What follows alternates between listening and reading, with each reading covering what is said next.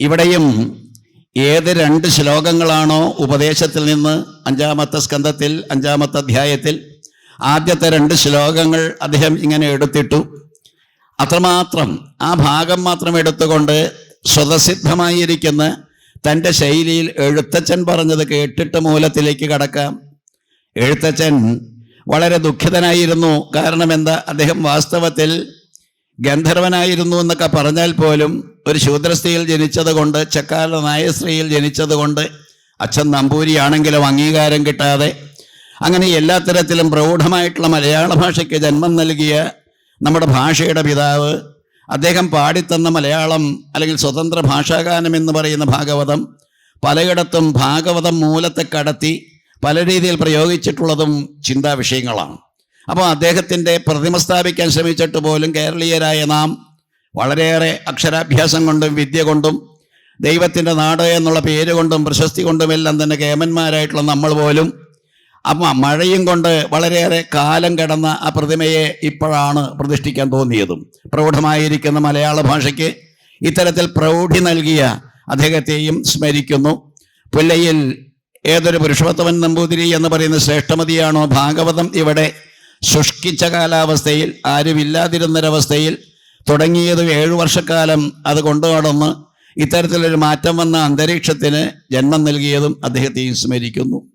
അപ്പം എല്ലാ തരത്തിലും എന്താണ് എഴുത്തച്ഛൻ പാടിയത്? വളരെ സിമ്പിൾ. ആ 2 ശ്ലോകങ്ങൾ എപ്രകാരമാണോ ഈ ബ്രഹ്മശ്രീ ഉണ്ണികൃഷ്ണൻ നമ്പൂതിരി അവരുകൾ അവതരിപ്പിച്ചത്, നായം ദേഹോ ദേഹഭാജം എന്നൊക്കെ പറഞ്ഞു തുടങ്ങുന്ന 2 ശ്ലോകങ്ങൾ, അതിൽ വാസ്തവത്തിൽ ബുദ്ധി കൊണ്ട് അതിസുന്ദരമായി സിമ്പിൾ. അത് കഴിഞ്ഞിട്ട് നമുക്ക് അതിൻ്റെ ഗഹനതയിലേക്ക് പോകാം. ബുദ്ധി കൊണ്ടെൻ്റെ ചൊല്ല് സർവരും ഗ്രഹിക്കേണം, ചിത്തത്തിലാക്കി നന്നായി ഉറപ്പിക്കുകയും വേണം. മർത്യവിഗ്രഹം നാനാഭോഗത്തിനുള്ളതല്ല. മുൻ പ്രഭാഷകൻ അതുമാത്രമാണ് ഊന്നി പറഞ്ഞത്. മർത്യവിഗ്രഹം നാനാഭോഗത്തിനുള്ളതല്ല, നിത്യമായിരിപ്പോരു അണ്ടർലൈൻ ചെയ്യണം, നിത്യമായിരിപ്പോരു കൈവല്യം വരുത്തുവാൻ മറ്റുള്ള ജന്തുക്കൾക്കുമുണ്ടല്ലോ ഭോഗങ്ങളും. മറ്റുള്ള ജന്തുക്കൾക്ക് മോക്ഷവും വരായല്ലോ. മാനുഷജനങ്ങൾക്ക് മോക്ഷത്തെ സാധിക്കാവൂ. മാനസ ശുദ്ധി വരും തപസ് കൊണ്ടു തന്നെ. മറ്റുള്ള ജനങ്ങളിൽ വെച്ച് മാനുഷന്മാർക്ക് ചെറ്റ വൈശിഷ്ട്യം എന്ത്? അതല്ലായെങ്കിൽ നിരൂപിക്ക. സത്സംഗം തന്നെയല്ലോ മോക്ഷത്തിൻ ദ്വാരമോർത്താൽ, ദുസ്സംഗം നരകത്തിൻ ദ്വാരമെന്നറിഞ്ഞാലും. സ്ത്രീ സംഘം വിശേഷിച്ചും നരകദ്വാരമെന്നാൽ സ്ത്രീ സംഘം വർജിച്ചിടണമകലവേ. ഇത്തരം വിചാരിച്ചു തത്വജ്ഞാനാർത്ഥം കൊണ്ട് ചിത്തശുദ്ധിയെ ചേർത്ത് മുക്തിയെ ലഭിക്കണം. കുറച്ചു വരികൾ, പക്ഷെ നമ്മൾ കേൾക്കില്ല, അനുസരിക്കില്ല. ഉപദേശമായതുകൊണ്ട് ഒട്ടും തന്നെ അത് കേൾക്കാൻ കൂട്ടാക്കുകയുമില്ല. വളരെയേറെ ശ്രദ്ധേയമായിരിക്കുന്ന ഉപദേശം ഋഷഭൻ എന്ന് പറയുന്ന ആ ശ്രേഷ്ഠമതി മക്കൾക്ക് കൊടുത്തപ്പോൾ മൂത്ത മകൻ ഭരതനും അവിടെയുണ്ട്, പിന്നാലെയുള്ളവരും നവയോഗികളെന്ന് പറയുന്നവരും, അങ്ങനെ എല്ലാവരും തന്നെ കുത്തിയിരിക്കുന്ന വേദിയിലാണ് മക്കളെ ഉപദേശിച്ച് മോക്ഷത്തിന് പാത്രമാകുക. ഈ ഗാത്രം എന്ന് പറയുന്ന ശരീരത്തെ വേണ്ട രീതിയിൽ മെരുക്കിയെടുത്തുകൊണ്ട് നിങ്ങൾ മോക്ഷത്തിന് വേണ്ടിയിട്ട് ശ്രമിക്കണമെന്ന് അദ്ദേഹം പറഞ്ഞ 2 ശ്ലോകങ്ങൾ ഇത്തരത്തിൽ എഴുത്തച്ഛൻ്റെതായിട്ടുള്ള മലയാളീകരണം കൊണ്ട് തന്നെ വളരെ വ്യക്തമാണ്. അത് കഴിഞ്ഞിട്ട് ഏറ്റവും ശ്രേഷ്ഠമായിരിക്കുന്ന ഒരൊറ്റ ശ്ലോകത്തിലൂടെ നമുക്ക് മുന്നോട്ട് പോകാം. മോക്ഷം എന്നാണല്ലോ പറഞ്ഞത്. എനിക്ക് വാസ്തവത്തിൽ ഒരേ ഒരു ചോദ്യം മാത്രമേ ഉള്ളൂ, എന്താണാവോ ഈ മോക്ഷം? പ്രസംഗകർ പലരും ഇവിടെയും പടനിലത്തുമെല്ലാം തന്നെ പ്രസംഗിക്കുന്ന പ്രഗത്ഭവതികളായിട്ടുള്ള പലരും മോക്ഷത്തെ പല രീതിയിൽ ഇങ്ങനെ അവതരിപ്പിക്കുന്നുണ്ട്. ഭാഗവത്തിൻ്റെ മോക്ഷം എന്ന് പറഞ്ഞാൽ ജനനമരണമില്ലാത്തൊരവസ്ഥ എന്ന് പറയുമ്പോൾ അപുനർഭവം എന്ന് പറയുന്ന കുന്തിയുടെ പ്രയോഗം തന്നെയാണ് ശ്രേഷ്ഠം. ഒരിക്കലും ജനിക്കാതിരിക്കുക. അപ്പോൾ ജനിച്ചാൽ മരിക്കുമെന്നുള്ള ആ പ്രത്യേക പ്രക്രിയയിൽ നിന്ന് എങ്ങനെ മുക്തനാകുന്നുവോ അതാണ് മോക്ഷം. കൈവല്യം എന്ന് പറയുന്ന ഒരു പ്രയോഗവും നിങ്ങളിവിടെ കണ്ടു. കൈവല്യം എന്ന് പറഞ്ഞാൽ കേവലമായിരിക്കുന്ന ആത്മഭാവത്തിൽ സ്ഥിതനാകുക എന്നുള്ളതാണ്. നമ്മൾ ഭാഗവതം വായിച്ചും കേട്ടും ശ്രവിച്ചും മനനം ചെയ്തും എല്ലാ തരത്തിലും അതിലൂടെ ഇങ്ങനെ കടന്നു പോകുമ്പോൾ നമ്മൾ കേവലമായിരിക്കുന്ന ആത്മഭാവത്തിലേക്ക് വരണമെന്ന് ചുരുക്കം. ശരീരത്തിൽ ഇരുന്നു കൊണ്ട് നിങ്ങൾക്ക് മുക്തന്മാരാകാൻ പറ്റില്ലേ? നിങ്ങൾ കേട്ടിട്ടുണ്ട് സത്സംഗത്വേ നിസ്സംഗത്വം, നിസ്സംഗത്വേ നിർമോഹത്വം, നിർമോഹത്വേ നിശ്ചലതത്വം. നിശ്ചലതത്വേ ജീവൻ മുക്തി. ഈ നിശ്ചലതത്വം എന്ന് പറയുന്ന ആചാര്യസ്വാമികൾ പാടിത്തന്ന് ആ അവസ്ഥ നമ്മൾ യോഗ സാധനയിലൂടെ സാധിക്കേണ്ടതാണ്. യോഗ ചിത്തവൃത്തി നിരോധക എന്ന് പറയുന്ന രീതിയിൽ ചിത്തത്തിൻ്റെ വ്യാപാരങ്ങൾ, മനസ്സിൻ്റെതായിട്ടുള്ള അങ്ങോട്ടും ഇങ്ങോട്ടും ചാഞ്ചാടിക്കൊണ്ട് നടക്കുന്ന ഒരവസ്ഥ, ഇതെല്ലാം തന്നെ നിലയ്ക്കുന്ന രീതിയിലേക്ക് വരുമ്പോൾ ആ നിശ്ചല തത്വത്തിൽ ജീവൻ മുക്തനാകുകയാണ്. അപ്പോൾ എനിക്ക് ആദ്യം തന്നെ പറയാനുള്ള, മോക്ഷത്തിന് ഹേതുവായിട്ടുള്ള ഈ ശരീരത്തെ അതിനുവേണ്ടി ഉപയോഗിക്കുക എന്ന് ഋഷഭൻ ഉപദേശിക്കുമ്പോൾ നമ്മൾ ചെയ്യേണ്ടത് മോക്ഷത്തിന് വേണ്ടിയിട്ടുള്ള കാര്യങ്ങളാണ്. മനസ്സിനെ നിലയ്ക്ക് നിർത്തലാണ്. ഒന്നുകൂടി നിങ്ങൾ വരിക. ഇത് കേട്ടുകൊണ്ടിരിക്കുന്നത് പരീക്ഷിത്താണ്. നമ്മളെല്ലാം തന്നെ വെറുതെ ഇങ്ങനെ കേൾക്കുന്നു എന്ന് മാത്രമേ ഉള്ളൂ. ഗോകർണൻ നടത്തിയ സപ്താഹവേദിയിലും അധികം പേരിങ്ങനെ കേട്ടിരുന്നു. പക്ഷേ ദ്വന്ദ്കാരി എന്ന് പറയുന്ന ദുർമൃതി പ്രേതത്തിന് മാത്രം മോക്ഷം കിട്ടിയപ്പോൾ രണ്ടാമതും ആവർത്തിച്ചൊരു സപ്താഹം നടത്തേണ്ടി വന്നു എന്ന് കഥ. അപ്പം ഏതായാലും ശ്രദ്ധാലുക്കളായിട്ട് നമ്മൾ മാറിയെങ്കിൽ മാത്രമേ ഈ പറയുന്ന മോക്ഷത്തിന് അർഹത കിട്ടുന്നുള്ളൂ. ആ മോക്ഷം 7 മുട്ടുള്ള മുള പൊട്ടിച്ചുകൊണ്ട് കിടക്കുന്ന ദ്വന്ദ്കാരിയെ ചിത്രീകരിച്ച് പത്മപുരാണം കാട്ടുമ്പോൾ നമ്മൾ വാസ്തവത്തിൽ 7 മുട്ടുള്ള മുള ഏതാണെന്ന് അറിഞ്ഞുകൊണ്ട് അത് പൊട്ടിച്ചുകൊണ്ട് മുന്നോട്ട് പോകണ്ടേ? നമ്മുടെ സംഘാടകരായിട്ടുള്ള കുട്ടികൾ അവർ വാസ്തവത്തിൽ 7 മുട്ടുള്ള മുള ഇവിടെ കിട്ടിയപ്പോൾ ഒന്ന് പൊതിഞ്ഞു കളയാമെന്ന് കരുതി. പൊതിഞ്ഞപ്പോൾ എന്ത് പറ്റി? മഞ്ഞ അല്ലെങ്കിൽ അത്തരത്തിലുള്ള ആ തുണി കൊണ്ട് പൊതിഞ്ഞു. അതിൻ്റെ മുട്ടുകളെല്ലാം തന്നെ മറഞ്ഞു. അപ്പം ഏത് മുട്ടുകളാണോ വാസ്തവത്തിൽ പൊട്ടിക്കേണ്ടത് അതെല്ലാം തന്നെ മറിഞ്ഞിരിക്കുന്നൊരവസ്ഥ നമ്മുടെ അവസ്ഥയാണ്. നമ്മൾ ജീവിച്ചിരിക്കുന്നവർ നമ്മുടെ നട്ടെല്ലിനെ ലക്ഷ്യമിടുന്നില്ല. അതിലുള്ള 7 കേന്ദ്രങ്ങളെയും നമ്മൾ ശ്രദ്ധിക്കുന്നില്ല. അപ്പോൾ എല്ലാ തരത്തിലും മോക്ഷം എന്ന് പറയുന്നത് യോഗമാർഗത്തിലൂടെയോ ജ്ഞാനമാർഗത്തിലൂടെയോ ഭക്തിമാർഗത്തിലൂടെയോ അല്ലെങ്കിൽ ഇതര മാർഗങ്ങൾ ഏതെല്ലാമോ അതെല്ലാം തന്നെ ഉപയോഗിച്ചുകൊണ്ട് നമ്മൾ നേടേണ്ടത് സ്വച്ഛമായ, സ്വസ്ഥമായ, സ്ഥിരമായ, സ്ഥായിയായ, നിജമായ. അപ്പോൾ നമ്മളെല്ലാവരും എത്തേണ്ട സ്ഥലം ഏത് എന്ന് വ്യക്തമായി ധരിച്ചാൽ മോക്ഷമായി. ഒന്നുകൂടി പറഞ്ഞിട്ട് ഞാൻ ഇതിനകത്തേക്ക് കടക്കാൻ ആഗ്രഹിക്കുന്നു. വൈകുണ്ഠപദപ്രാപ്തി എന്ന മുൻ പ്രഭാഷകനും അല്ലെങ്കിൽ അതുപോലെ കഥകൾ ഉദ്ധരിച്ചുകൊണ്ട് അവിടെ എത്തിയെന്നെല്ലാം തന്നെ പറയുന്നുണ്ട്. അവിടെ എത്തി എന്ന് പറയുമ്പോൾ എവിടെയെന്ന് ചോദിക്കുമ്പോൾ അവിടെയും ഇവിടെയും ഇല്ല എന്നൊരു ബോധം നിങ്ങൾക്കുണ്ടാകണം. അതും ഇതും.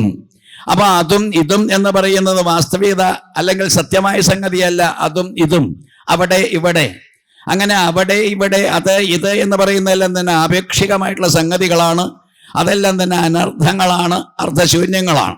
അപ്പൊ എല്ലാ തരത്തിലും വൈകുണ്ഠം എന്ന് പറയുന്നതിനെ അലഞ്ഞിരിഞ്ഞ് അന്വേഷിക്കാൻ പോയാൽ അത് ലഭ്യമല്ല. നേരെ മറിച്ച് യദ്ഗത്വാന നിവർത്തന്തേ എന്ന് പറയുന്ന ആ നിർവചനപ്രകാരം എവിടെ ചെന്നാൽ തിരിച്ചു വരാതിരിക്കാമോ അങ്ങോട്ടേക്ക് പോകാൻ സാധിച്ചാൽ അതൊരു മാനസിക പ്രക്രിയയാണ്.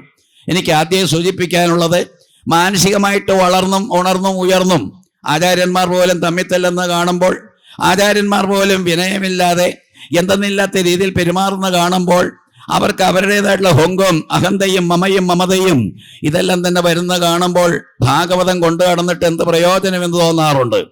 അപ്പോൾ നമ്മൾക്ക് ഇല്ലാതെയാകേണ്ടത് ഭാഗവതം പോലും എൻ്റെ എന്ന് പറയുന്ന രീതിയിലേക്ക് വരരുത്. എൻ്റെ പുസ്തകം, എൻ്റെ ഭാഗവതം, ഇത് ആര് പറഞ്ഞു തൊടാൻ? ഇതെൻ്റെ ആദ്യകാല അനുഭവമാണ്. ചേർത്തലയിൽ നിന്ന് വന്നിരുന്നൊരു പാരായണക്കാരൻ അയാളുടെ ഭാഗവതം എന്ന് പറയുന്ന ഗ്രന്ഥമെടുത്ത് ഒരു അധ്യാപകൻ വായിക്കാൻ തുനിഞ്ഞപ്പോൾ ഓടിച്ചാടി വന്ന് ചീത്ത പറഞ്ഞുകൊണ്ട് എൻ്റെ ഭാഗവതം ആരാ തൊടാൻ പറഞ്ഞു, എടുക്കാൻ പറഞ്ഞു എന്ന് പറഞ്ഞ് തമ്മിൽ തെല്ലുന്ന രംഗം കണ്ടുകൊണ്ടാണ് 83 ഞാൻ ഭാഗവതത്തിലേക്ക് വരുന്നത്. അപ്പോൾ എല്ലാ തരത്തിലും ഭാഗവതം കൈകാര്യം ചെയ്യുമ്പോൾ എൻ്റെ നിൻ്റെ എന്ന് പറയുന്നത് പോലുമില്ല. എൻ്റെ നിൻ്റെ എന്ന് പറയുന്നൊരവസ്ഥ ഇല്ലാതെയാകണമെങ്കിൽ എന്തു വേണം? ദേഹം നിമിത്തം അഹംബുദ്ധി കൈക്കൊണ്ട് മോഹം കലർന്ന ജന്തുക്കൾ നിരൂപിക്കും ബ്രാഹ്മണോഹം നരേന്ദ്രോഹം ആഢ്യോഹം എന്ന ആമ്രേടിതം കലർന്നീടം ദശാന്തരേ ജന്തുക്കൾ ഭക്ഷിച്ച് കാഷ്ടിച്ചു പോകിലാം, വെന്ത് വെണ്ണീറ ചമഞ്ഞു പോയിടിലാം, മണ്ണിന് കീഴായി കൃമികളായി പോകിലാം, നന്നല്ല ദേഹം നിമിത്തം മഹാമോഹം. ഇത് ചിന്തിക്കുക ഋഷഭന്റെ അന്ത്യവേളയെ ചുറ്റിപ്പറ്റി. ഈ ഋഷഭൻ എന്ന് പറയുന്ന ഈ അതിശ്രേഷ്ഠൻ അവതാര സ്വരൂപം അവസാന നിമിഷത്തെ ഈ പറയുന്ന വേണു എന്ന് പറയുന്ന മുളങ്കമ്പുകളെല്ലാം തന്നെ മുളങ്കാട് കൂട്ടിയൊരുമയുണ്ടായ അഗ്നിയിൽപ്പെട്ട് സ്വശരീരത്തെ ദഹിപ്പിച്ചു എന്നാണ്. ഒന്ന് ആലോചിച്ചു നോക്കൂ. അപ്പൊ അത്തരത്തിൽ പഞ്ചമസ്കന്ധത്തിൽ ഋഷഭൻ ചെയ്യുമ്പോൾ ചതുർത്ഥ സ്കന്ധത്തിൽ സതി എന്താ ചെയ്തത്? സതിയും ചെയ്തത് തൻ്റെ ശരീരത്തെ എങ്ങനെ കത്തിച്ച് കളയാം എന്ന് കാട്ടിത്തന്നതല്ലേ. തൻ്റെ ഭർത്താവായിരിക്കുന്ന പരമേശ്വരനെ വിഗണിച്ചുകൊണ്ട് തൻ്റെ അച്ഛൻ നടത്തുന്ന യജ്ഞവേദിയിൽ തന്നെ സ്വശരീരത്തെ അതിൽ നിന്നുണ്ടാകുന്ന അഗ്നി ഉപയോഗിച്ചുകൊണ്ട് കത്തിക്കുന്ന രീതി. ഇന്നിപ്പോൾ നമ്മൾ ചിത ഒരുക്കിയിട്ട് കത്താത്തത് കൊണ്ടാണ് ഐവർ മഠത്തിൽ എന്ന ഒരു പ്രത്യേക യന്ത്രം, എന്നിട്ട് ഈ പറയുന്ന ഗ്യാസ് എല്ലാം തന്നെ വെച്ചുകൊണ്ട് ശക്തമായിട്ട് ഇങ്ങനെ കത്തിച്ചാൽ നോക്കിക്കുമ്പോൾ തന്നെ സങ്കടം തോന്നും. 2 മണിക്കൂർ കൊണ്ട് അച്ഛൻ്റെ, അമ്മയുടെ, സഹോദരൻ്റെ, സഹോദരിയുടെയൊക്കെ ആ ശരീരം ഇങ്ങനെ കത്തിച്ചാമ്പലാകുന്ന രീതി, അത് നിസ്സാരവൽക്കരിച്ചുകൊണ്ട് അല്ലെങ്കിൽ വളരെ ലാഘവ ബുദ്ധിയോടുകൂടി ചെയ്തിരുന്നവരാണ് നമ്മുടെ പൂർവികർ. ശരീരത്തെ കത്തിക്കാൻ യാതൊരു മടിയുമില്ലാത്തവർ. അപ്പൊ അതെല്ലാം തന്നെ ശരീരത്തെ കത്തിച്ചു കഴിഞ്ഞാൽ പിന്നെ ശേഷിക്കുന്നത് എന്ത് എന്ന് ചോദിച്ചാൽ അവിടെയാണ് ചതുശ്ലോകി. അപ്പോൾ ദ്വിതീയ സ്കന്ധത്തിലെ ചതുശ്ലോകി മുതല് കുത്തിയിരുന്നു കൊണ്ട് നാരായണനെ തപസ് ചെയ്ത് ബ്രഹ്മദേവന്റെ ആ തപസ്സിന്റെ ഫലമായിട്ട് അവതരിച്ച സാക്ഷാൽ നാരായണൻ 4 ശ്ലോകങ്ങളിലൂടെ പറഞ്ഞു കൊടുത്ത് ഞാൻ മാത്രമേ ഉള്ളൂ എന്ന് പറയുമ്പോൾ ആ ഞാനെന്ന് പറയുന്ന ആത്മതത്വത്തെ, അഹം എന്ന് പറയുന്ന ബോധത്തെ, അല്ലെങ്കിൽ അഖണ്ഡമായിരിക്കുന്ന ബോധത്തെ, അതിനെപ്പറ്റി ചിന്തിച്ചുകൊണ്ട് അതിൽ ലയിക്കാനാണ് പറഞ്ഞത്. എത്ര പേരുണ്ട് ഇന്ന് സന്യാസിമാരും തമ്മിൽ തല്ലുന്നവരാണ്, അവരും ഗ്രൂപ്പുകാരാണ്, അവരും ഇലക്ഷനെല്ലാം തന്നെ നടത്തിക്കൊണ്ടാണ് അധിപതിയെ നിശ്ചയിക്കുന്നത്. ഇതെല്ലാം തന്നെ കണ്ടുകൊണ്ടിരിക്കുക. അപ്പൊ എല്ലാ തരത്തിലും വളരെ വികൃതമായിരിക്കുന്ന കലികാലം എന്ന് ആരോപണം. അപ്പൊ എല്ലാ തരത്തിലും അത്തരത്തിൽ വളരെ ദുഷ്ടമായിരിക്കുന്ന ഒരു അന്തരീക്ഷത്തിൽ കഴിഞ്ഞുകൂടുന്ന നിങ്ങളോട് ആദ്യത്തെ 2 ശ്ലോകങ്ങൾ അങ്ങനെ കഴിഞ്ഞു. ഏറ്റവും പ്രധാനപ്പെട്ട മറ്റൊരു ശ്ലോകത്തിലേക്ക് മാത്രം കടക്കാം, എന്നിട്ട് അവസാനിപ്പിക്കാം. കാരണം അരമണിക്കൂർ വാസ്തവത്തിൽ ഇങ്ങനെ കഴിഞ്ഞു. ഏതായാലും ഗുരുർ ന സസ്യാത്, നമ്മളെല്ലാവരും ഗുരുക്കന്മാരാണ്, എല്ലാവരും ആചാര്യന്മാരാണ്. സത്രമായതുകൊണ്ട് വാളെടുത്തവരെല്ലാവരും വെളിച്ചപ്പാടുമാരാണ്. അപ്പൊ ഞാനും ആചാര്യനാ. അപ്പൊ എന്നെ മാനിച്ചില്ലെങ്കിൽ, ചായ തന്നില്ലെങ്കിൽ ഞാൻ പിറ്റേ ദിവസം കാർക്കിച്ചു തുപ്പും. അത്രമാത്രം രൂക്ഷമായിരിക്കുന്ന ഒരവസ്ഥ ഇവരിലേക്ക് കടന്നു വരാൻ കാരണം എന്താ? പേരാണ് അലട്ടിയത്. പേര് മാത്രമല്ല, ജാതി. അപ്പൊ എല്ലാ തരത്തിലും ജാതി, നാമം, ഇതെല്ലാം തന്നെ വന്നതോടുകൂടി എനിക്ക് എന്തെന്നില്ലാത്തൊരു അഹങ്കാരം വന്നിട്ട് മാനിക്കാതെയായി, പരസ്പരം ബഹുമാനിക്കാതെയായി. അപ്പൊ ഇവിടെ വാസ്തവത്തിൽ ഗുരു എന്ന് പറയുന്നത് ആര്? അല്പം ഒന്ന് ചിന്തിച്ചിട്ട് പോകാം. നമ്മുടെ ക്ഷേത്രത്തിന്റെ പ്രത്യേകത, തെക്കോട്ടേക്കൊരു ദ്വാരമിട്ടൊരു വാതിൽ വച്ച് നമ്മുടെ പൂർവികരായിട്ടുള്ള ഇതിന്റെ സ്ഥാപകന്മാര് ദക്ഷിണാമൂർത്തിയെ എന്തിന് സ്ഥാപിച്ചു? ഏറ്റുമാനൂരുണ്ടല്ലോ ഒരു ദക്ഷിണാമൂർത്തി. പിന്നെ ഈ വിഷ്ണു ക്ഷേത്രത്തിൽ എന്തിനാണിപ്പ ഈ ദക്ഷിണാമൂർത്തി? ദക്ഷിണാമൂർത്തിയുടെ മന്ത്രം ഞാൻ ചൊല്ലിത്തന്നത് ഓം നമോ ഭഗവതേ ദക്ഷിണാമൂർത്തയെ മഹ്യം. അത് അണിമാതി അഷ്ടൈശ്വര്യങ്ങളിൽ പെട്ടതാണ് മഹിമ. മഹ്യം മേധാം, നമ്മുടെ ബോധം അല്ലെങ്കിൽ ബുദ്ധിതലം എല്ലാം തന്നെ കഴിയണം. മഹ്യം മേധം പ്രജ്ഞ, നമുക്ക് നല്ല രീതിയിലുള്ളൊരു പ്രജ്ഞ ഉണ്ടാകണം, അറിവുണ്ടാകണം, ജ്ഞാനമുണ്ടാകണം. അപ്പൊ ഇതെല്ലാം തന്നെ അനുവദിച്ച് അനുഗ്രഹിച്ച് നൽകേണ്ടത് മൗനിയായിട്ടിരിക്കുന്ന ഈ പറയുന്ന വൃക്ഷച്ചുവട്ടിൽ അല്ലെങ്കിൽ ഒരാൽ വൃക്ഷച്ചുവട്ടിൽ തെക്കോട്ടേക്ക് തിരിഞ്ഞിരിക്കുന്ന അദ്ദേഹം തന്നെയാണ് എന്ന് ഉത്തമ ബോധ്യമുള്ള വൈഷ്ണവ സമ്പ്രദായത്തിൽപ്പെട്ടിട്ട് പോലും എന്തേ ഈ ശൈവ സമ്പ്രദായത്തിൽപ്പെട്ട ദക്ഷിണാമൂർത്തിയെ അവിടെ സ്ഥാപിച്ചു? വ്യത്യാസമില്ല. ഭാഗവത്തെ സംബന്ധിച്ചിടത്തോളം ശിവൻ വിഷ്ണു എന്നുള്ള വ്യത്യാസം വന്നതുകൊണ്ടല്ലേ ദക്ഷന്റെ തല പോയി. അപ്പോൾ ദക്ഷന്റെ തല പോയ പോലെ തന്നെ ബാണന്റെ കൈകളെല്ലാം തന്നെ അറുത്ത് കാട്ടിൽ കളയേണ്ടി വന്നില്ലേ? അപ്പോൾ എവിടെയാണോ ഈ വിഭാഗീയത, വിഭിന്നത, അത്തരത്തിൽ ഭേദമായിരിക്കുന്ന ബുദ്ധി വരുന്നത്, അവൻ വാസ്തവത്തിൽ നശിക്കുന്നു എന്ന് പറയുന്ന ഭാഗവതത്തില് ഇവിടെ നമ്മുടെ ക്ഷേത്രം മാതൃകയാണ്. ഗണപതിയും തെക്കോട്ടേക്കാണ് കന്നിമൂലയിൽ കൊണ്ടുവന്ന് ഗണപതിയെ സ്ഥാപിക്കുന്നതിന് യാതൊരു ബുദ്ധിമുട്ടുമില്ലാത്ത നമ്മുടെ ക്ഷേത്രത്തിൽ ചുറ്റ് അമ്പലമുള്ള ആ ക്ഷേത്രത്തിൽ എന്തേ അവിടെ പ്രതിഷ്ഠിക്കാതെ അതിൻ്റെ ഉള്ളിൽ ദക്ഷിണാമൂർത്തിയോട് അപ്പം തെക്കോട്ടേക്ക് ഇരിക്കട്ടെ എന്നുള്ള മട്ടിൽ നിങ്ങൾ കണ്ടു കാണും. ഉളിയന്നൂരായാലും മഞ്ഞപ്ര ചെല്ലുമ്പോൾ അവിടെ ഒരു ക്ഷേത്രത്തിലായാലും തെക്കോട്ടേക്ക് തിരിഞ്ഞിരിക്കുന്ന ഗണപതിമാരെ കാണാം. ആര് എങ്ങനെയായാലും തെക്കോട്ടേക്ക് തിരിഞ്ഞിരുന്നാൽ ദക്ഷിണാമൂർത്തി ഭാവമാണ്. ഇവിടെ തെക്കോട്ടേക്ക് തിരിഞ്ഞാണ് വാസ്തവത്തിലെ സുഖബ്രഹ്മം കാര്യങ്ങളെല്ലാം തന്നെ പരീക്ഷത്തിന് പറഞ്ഞു കൊടുക്കുന്നതും. അദ്ദേഹം ദക്ഷിണാമൂർത്തിയാണെന്ന് തന്നെ ഉറച്ചു സങ്കല്പിക്കണം. എങ്കിലേ നമുക്ക് ഭാഗവതം അകത്തേക്ക് കയറൂ. സുഖരൂപ പ്രബോധജ്ഞ സർവശാസ്ത്ര വിശാരദ ഏതത് കഥാപ്രകാശേന മത അജ്ഞാനം വിനാശയ എന്നിങ്ങനെ വെറുതെ ജപിച്ചു പോവും. രാവിലെ പ്രാർത്ഥിക്കാറില്ലേ? ഗ്രന്ഥാമസ്കാരം എന്നാണ് പേര്. ഗ്രന്ഥം അവിടെ കൊണ്ടുവന്ന് വയ്ക്കും. കുറെ ആൾക്കാരിങ്ങനെ എന്ത് പറയും, സംസാര സാഗരേ മഗ്നം ദീനം മങ്കരുണാനിധി. അതിൻ്റെ ഇടയ്ക്ക് വീട്ടിൽ ചെന്നിട്ട് ചായ ഉണ്ടാക്കേണ്ട കാര്യം ഇതൊക്കെ ആലോചിച്ചുകൊണ്ടാണ് നിൽക്കുന്നത്. അത് കഴിഞ്ഞിട്ട് ശ്രീമദ് ഭാഗവത ഖ്യോയം പ്രത്യക്ഷ കൃഷ്ണേവകി അതൊന്നുമില്ല. അതിലും കിതാബ് ഈ പറയുന്ന ഗുരുവായൂർ പബ്ലിക്കേഷൻ 2 വോളിയമായിട്ട് ഇങ്ങനെ പ്രസിദ്ധീകരിച്ച് തന്നിരിക്കുന്ന പുസ്തകം. അതേ രീതിയിൽ ശുഷ്കിച്ച മനസ്സുമായിട്ട് ഈ പ്രാർത്ഥനാ ശ്ലോകങ്ങൾ ചൊല്ലുമ്പോഴും നമ്മൾ ഉദാത്തമായിട്ടുള്ള ഭാവത്തിലേക്ക് വരുന്നില്ല. അപ്പൊ ഇവിടുത്തെ ക്ഷേത്രസങ്കല്പവും ക്ഷേത്രത്തിന്റെ നിർമ്മാണവും ശ്രീലകത്ത് ഇത്തരത്തിൽ പ്രതിഷ്ഠാകർമ്മങ്ങളും നിർവഹിച്ച പൂർവികര് ഇത്തരത്തിൽ വിഭാഗീയത പാടില്ല എന്ന് പണ്ടേ ഉറപ്പിച്ചു കഴിഞ്ഞു. ദക്ഷിണാമൂർത്തി ആയാലും ദത്താത്രേയനായാലും രണ്ട് ഗുരുപരമ്പരയാണ്. അപ്പോൾ വൈഷ്ണവ ശൈവ വ്യത്യാസമില്ലാതെ ആ പരമ്പരയെ ഒരേപോലെ മാനിക്കുന്ന രീതിയിലേക്ക് വന്നു. ആ ഗുരു ആര് എന്ന് പറയുന്നുണ്ട് നമ്മുടെ പൂർവികര്, ഗുരുരേവ ശിവ സ്വയം. അപ്പോൾ ഗുരുർണ സസ്യാദ് എന്ന് പറയുന്നത്, ഗുരു എന്ന് പറയുന്ന ശരീരമെടുത്തവൻ, എന്തെങ്കിലും ഉപദേശിക്കുന്നവൻ. ഞാൻ നേരത്തെ സൂചിപ്പിച്ചു, എനിക്ക് മുൻപ് പ്രഭാഷണം നടത്തിയ അദ്ദേഹത്തിൻ്റെ വല്യച്ഛൻ എൻ്റെ വീട്ടിൽ ക്രിയാദികൾ നടക്കുമ്പോൾ ഭാഗവതം എനിക്ക് എടുത്തു തന്നിട്ടുള്ള ഒരു മഹത് വ്യക്തിത്വമാണ്. അപ്പോൾ അത്തരത്തിൽ ഭാഗവതോപദേശം നമുക്ക് കിട്ടിയപ്പോൾ ഗുരുസ്ഥാനമായി.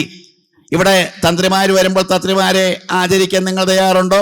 ഒരു സാധാരണ മനുഷ്യരെ പോലെ നിങ്ങൾ കാണുന്നു. നേരെ മറിച്ച് പണ്ട് ബിഷപ്പ്, അത് ഫ്രാങ്കോ മുളയ്ക്കലായാലും ആരായാലും വന്നു കഴിഞ്ഞാൽ എത്രമാത്രമാണ് ആദരവ് കൊടുക്കുക. അത് അവരുടെ രീതി. നമ്മളോ എന്ത് തന്ത്രി?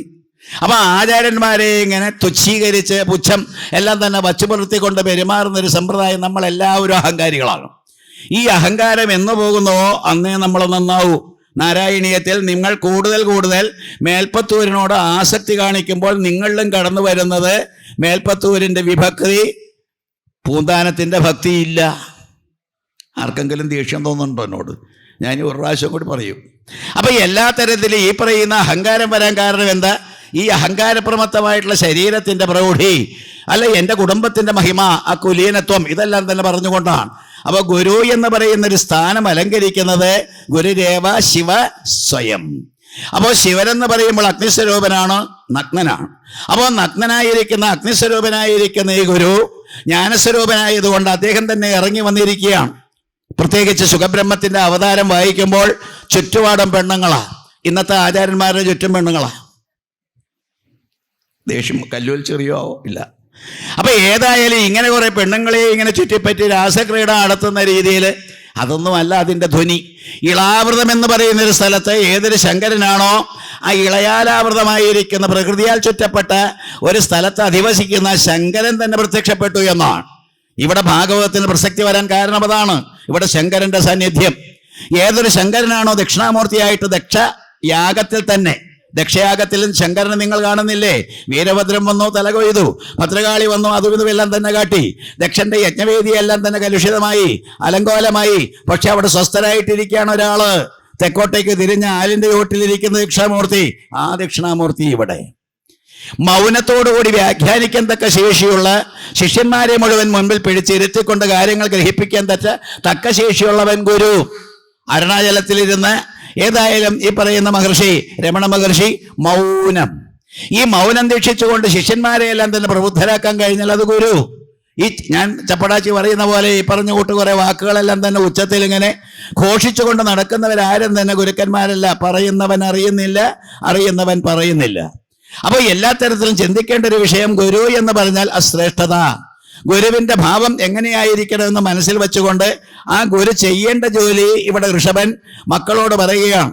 ഗുരു നസസ്യാത്, ഗുരു ഗുരുവാകണമെങ്കിൽ, സ്വജനോ നസസ്യാത്, ബന്ധുക്കൾ ബന്ധുക്കളാകണമെങ്കിൽ, പിതാ നസസ്യാത്, ഇപ്പൊ അച്ഛൻ എന്ന് പറയുന്ന ഒരു സ്ഥാനം അലങ്കരിക്കാൻ അയാൾ ആഗ്രഹിക്കുന്നുവെങ്കിൽ, ജനീ നസസ്യാത്, അമ്മയുടെ സ്ഥാനം ഇങ്ങനെ കിട്ടണമെന്ന് ആഗ്രഹിക്കുന്നുവെങ്കിൽ, ദൈവം നസസ്യാൽ, ഈ പറയുന്ന ദൈവത്തിന്റെ സ്ഥാനം പോലും, പതിശ്ച സർവാന്ന, ഇതെല്ലാം തന്നെ വാസ്തവത്തിൽ ഭർത്താവായാലും ഇവരെല്ലാവരും തന്നെ മോചയേത് യസ് സമുപേത മൃത്യും, മരണത്തിൽ നിന്ന് മോചിപ്പിക്കാത്തവൻ, മരണപത്രത്തിൽ നിന്ന് നമ്മളെ രക്ഷിക്കാത്തവൻ ഗുരുവല്ല, സ്വജനമല്ല, പിതാവല്ല, അമ്മയല്ല, അച്ഛനല്ല, ദൈവം പോലുമല്ല എന്ന് ഋഷഭനെ പറയാൻ കഴിയൂ.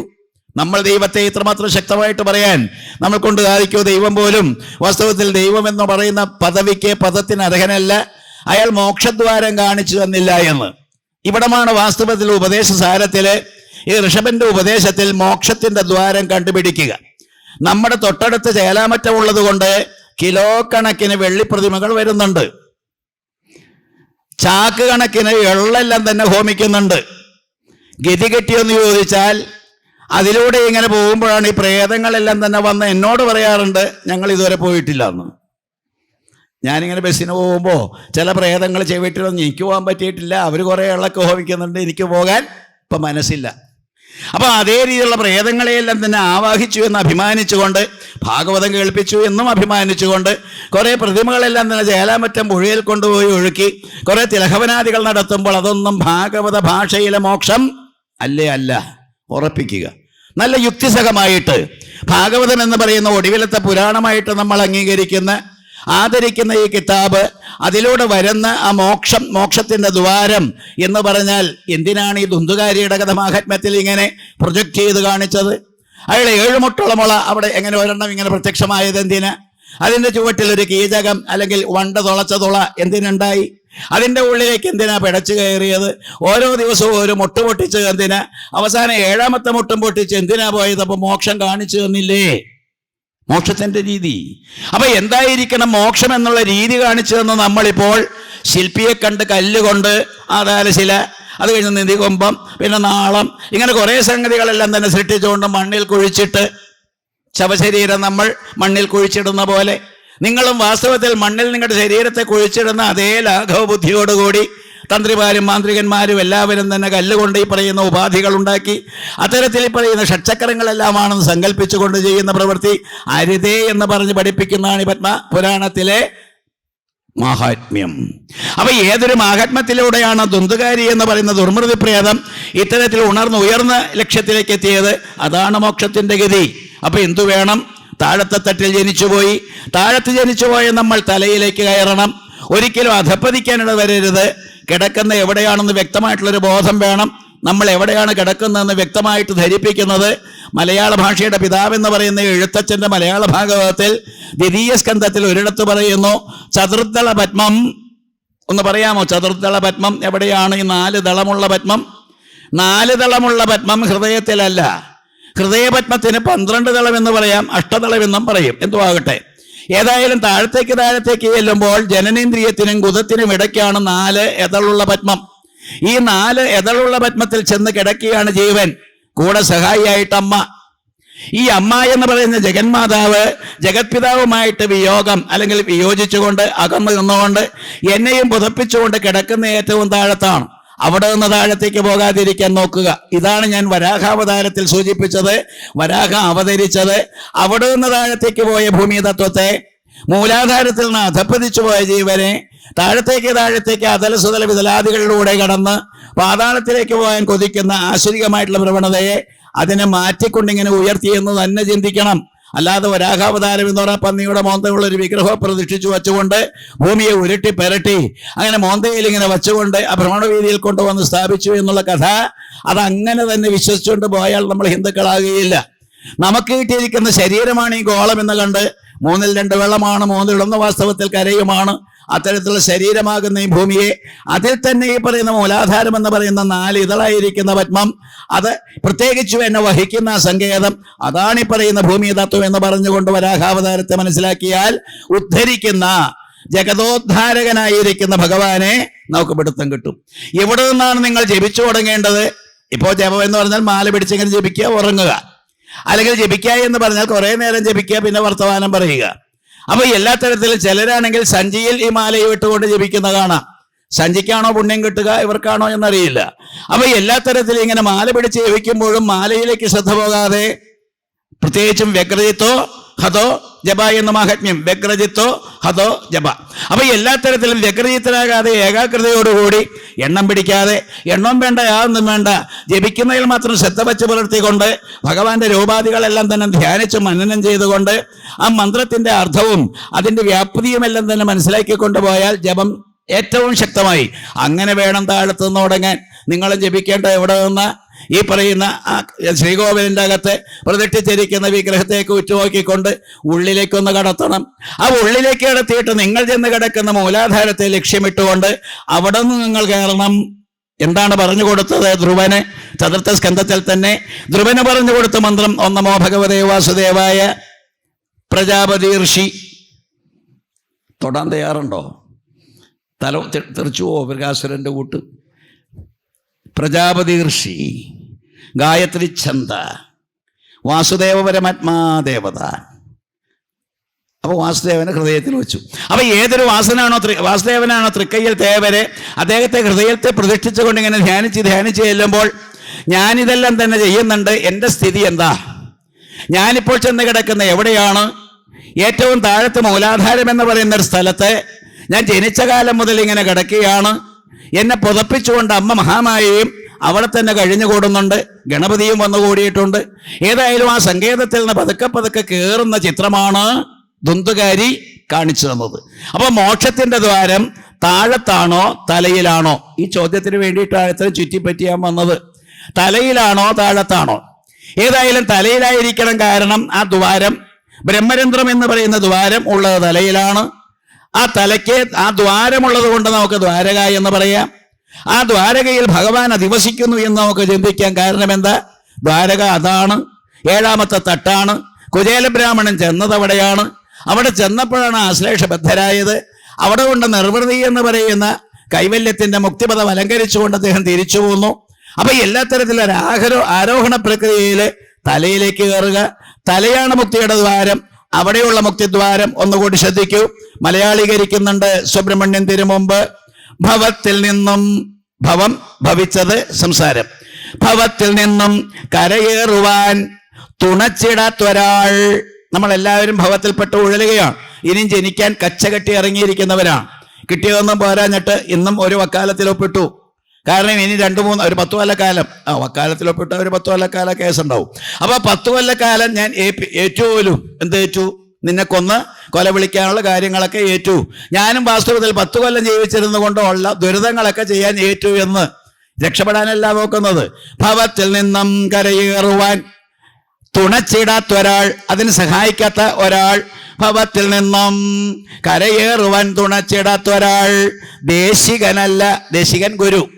അപ്പൊ ഏതൊരു ഗുരു നമ്മുടെ അടുത്തേക്ക് വന്നാലും നമുക്ക് മുക്തിയുടെ മാർഗം പറഞ്ഞു തരണം.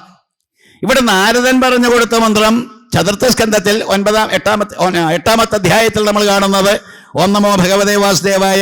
അതിങ്ങനെ അദ്ദേഹം പറഞ്ഞു കൊടുത്ത രീതിയിൽ തന്നെ ഞാനും പറഞ്ഞു. എങ്ങനെ വേണോ ഉപാസിക്കാൻ എന്നുള്ളത് അദ്ദേഹം അവിടെ പറഞ്ഞു കൊടുക്കുന്നുണ്ട്. ഓരോരോ ഈ 3 മാസങ്ങൾ കൂടുമ്പോൾ തന്റെ വ്രതവും ആ തപസ്സുമെല്ലാം തന്നെ എങ്ങനെ ചിട്ടപ്പെടുത്തണമെന്നും അദ്ദേഹം പറഞ്ഞു. അതനുസരിച്ച് ജീവിച്ചു.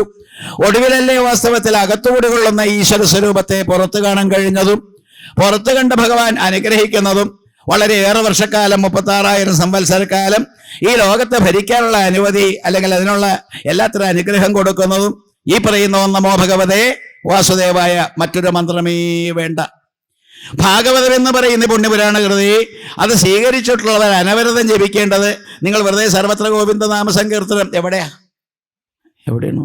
സർവത്ര, ചന്തയിലും ഹോട്ടലിലും സർവത്ര ഗോവിന്ദ നല്ല രസമാണ് പാടാൻ. തമിഴ് സമ്പ്രദായത്തിൽ കൊട്ടിപ്പാടാൻ നല്ലതാണ്. സർവത്ര ഗോവിന്ദ നാമസങ്കീർത്തനം, ഗോവിന്ദ ഹരി ഗോവിന്ദ. തുള്ളും കുറച്ചു നേരം. പുറമേ നമ്മൾ തുള്ളിക്കൊണ്ട് പിന്നെ ആകെ കഷ്ടപ്പെട്ടുകൊണ്ട് അവിടെ ഇരിക്കും. ശ്വാസം മുട്ടിക്കാരെ തുള്ളാൻ ഇനി ശേഷിയില്ല. അപ്പൊ ഈ ശരീരത്തെ പിടിച്ച് തുള്ളിക്കുന്ന ഒന്നും തന്നെ അത് ക്രൈസ്തവരുടെ ഇടയിൽ വളരെ സൗണ്ട്, നമ്മൾ ഇവിടെയും തുടങ്ങിയത് വളരെ സൗണ്ടെല്ലാം തന്നെ വെച്ചുകൊണ്ട് പ്രസംഗമായാലും പാട്ടായാലും കൂത്തായാലും ഭജനയായാലും മറ്റുള്ളവരെയാലും തന്നെ ഹരം പിടിപ്പിക്കുന്ന രീതി കേമായി പോലും. ഇപ്പൊ പടനിലത്ത് ചെല്ലുമ്പോൾ, വൈകുന്നേരം ചെല്ലുമ്പോൾ പ്രസംഗമൊക്കെ കേമായിട്ടോ സാറേ. അപ്പൊ ഇരിക്കുന്നവരൊക്കെ ജഡ്ജസാ. ഈ പ്രസംഗിച്ചിരിക്കുന്ന പ്രൊഫസർമാര്, ഡോക്ടറേറ്റ് ഉള്ളവരെ, പൂജപ്പുര കൃഷ്ണൻ നായരായാലും അല്ലെങ്കിൽ വാസുദേവൻ നമ്പൂരി കോട്ടയത്തു നിന്നായാലും ഈ അധ്യാപകരും അതുപോലെ ശ്രേഷ്ഠന്മാരും പ്രസംഗിച്ചതേ നന്നായി എന്ന്. അപ്പൊ ആരാ കേവൻ? പ്രസംഗിച്ച വക്താവാണോ അതേ ശ്രോതാവാണോ? അപ്പൊ ഇത്തരത്തിൽ വിലയിരുത്താൻ വേണ്ടി നമ്മൾ കച്ചകെട്ടി ഇറങ്ങുമ്പോൾ വിലയിരുത്താനുള്ള യോഗ്യത നമുക്ക് വേണ്ടേ? ഉണ്ടാകണം. അപ്പൊ ഈ സത്സംഗവേദിയിലേക്ക് കടന്നു വരുന്ന ഈ സജ്ജനങ്ങൾ അവരും വാസ്തവത്തിൽ ഗ്രഹിക്കണം. അതുകൊണ്ടാണ് പറഞ്ഞത് മോക്ഷത്തിന്റെ ദ്വാരം താഴത്തല്ല, അടഞ്ഞിരിക്കുന്ന ദ്വാരമാണ് അവിടെ. മൂലാധാരം എന്ന് പറയുന്നത് സുഷുമ്നാകാണ്ഡത്തിന്റെ അടഞ്ഞിരിക്കുന്ന ദ്വാരമാണ്. ശരീരത്തിൽ എത്ര ദ്വാരങ്ങളാണ്? ഉടനെ പറയും പുരഞ്ജനോപാഖ്യാനത്തിൽ നവദ്വാരം. പുരഞ്ജനോപാഖ്യാനത്തിൽ മാത്രമല്ല ഭഗവത്ഗീതയിലും നവദ്വാരങ്ങളുള്ള ഈ ശരീരം എന്ന് പറയും. അപ്പോൾ നവദ്വാരങ്ങളുള്ള ഈ ശരീരം തുറന്നിരിക്കുന്നത് മാത്രമാണ്. തുറക്കാത്ത 2 പ്രദേശങ്ങളുണ്ട്. അത് മൂലാധാരവും സഹസ്രാര പത്മവുമാണ്. തുറന്നേ മതിയാവും. അപ്പോൾ ഭാഗവതത്തിന്റെ മുക്തി സമ്പ്രദായം, ആ ഭാഷ വ്യത്യസ്തമാണ്. നമ്മൾ തുറക്കേണ്ട, അടച്ചു വച്ചിരിക്കുന്ന ഭാഗങ്ങളെല്ലാം തന്നെ തുറക്കുക നിർബന്ധമായിട്ടും അതിനു വേണ്ടിയുള്ള സാധനയാണിത്. അപ്പോൾ അത്തരത്തിൽ തുറക്കാൻ സഹായിക്കാത്ത, അല്ലെങ്കിൽ മോക്ഷത്തിന്റെ ദ്വാരം കാണിച്ചു കൊടുക്കാത്ത, ഭവമെന്ന് പറയുന്ന സംസാരത്തിൽ പെടാതിരിക്കാൻ അത്തരത്തിൽ കാര്യങ്ങൾ ഉപദേശിക്കാത്ത, ഭവത്തിൽ നിന്നും കരയേറുവാൻ തുണച്ചിടാത്തൊരാൾ ദേശികനല്ല, ബന്ധുവും അല്ല, പിതാവും അല്ല, അമ്മയും അല്ല എന്ന് പറഞ്ഞിട്ട് കാന്തനുമല്ല, എന്തിന്നഹോ ദൈവവുമല്ല നിശ്ചയം, എന്തിന്നഹോ ദൈവവുമല്ല നിശ്ചയം. വളരെ ശ്രദ്ധേയമായിട്ടുള്ള ആ ശ്ലോകം മാത്രം നല്ലപോലെ മനനം ചെയ്യുക. ഒന്നുകൂടി കടത്തിപ്പറയാൻ ഞാൻ ആഗ്രഹിക്കുന്നത്, ഇദ്ദേഹം യുക്തിവാദിയായിരുന്നത് കൊണ്ട്, കമ്മ്യൂണിസ്റ്റ് ചിന്താഗതിയോടെ വളർന്നു വന്ന് ജയിൽവാസമെല്ലാം തന്നെ അനുഷ്ഠിച്ചൊരു നമ്പൂതിരി ആയതുകൊണ്ട്, അദ്ദേഹം തിരിച്ചു വന്നിട്ട് തൻ്റെ ഇഷ്ടദേവതയായിരിക്കുന്ന കുലദേവതയെ ഉപാസിച്ച് ദേവീപൂജ ഇത്യാദി കാര്യങ്ങൾ ചെയ്തതുകൊണ്ട്, ദേവീമാഹാത്മ്യം മലയാളീകരിച്ച എന്ന പോലെ തന്നെ ഭാഗവതവും അതുപോലെ ദേവീ ഭാഗവതവും ഇതെല്ലാം തന്നെ മലയാളീകരിച്ച എന്ന അദ്ദേഹം നീ പറയുന്നത് ദേവീമാഹാത്മ്യം മലയാളീകരിച്ചപ്പോ, ദേവീ ഭാഗവതം മലയാളീകരിച്ചപ്പോ നിങ്ങൾ ഒന്നൊത്തു നോക്കേണ്ടത് കണ്ടിയൂർ മഹാദേവര് അദ്ദേഹമാണല്ലോ അദ്ദേഹത്തിൽ പ്രശസ്തനായിരിക്കുന്ന ഈ മലയാളീകരിച്ച എന്ന വ്യക്തികളുടെ ഒരുത്തൻ. അപ്പൊ അദ്ദേഹത്തിന്റെ ഈ പറയുന്ന ദേവീ ഭാഗവതവും ഈ തിരുവമ്പിന്റെ ഭാഗവതവും ഒന്ന് ഒത്തുനോക്കുക. തിരുവമ്പിന്റെ ദേവീ ഭാഗവതത്തിൽ ഒരിടത്തും മാറ്റം വരുത്തിയിട്ടില്ല.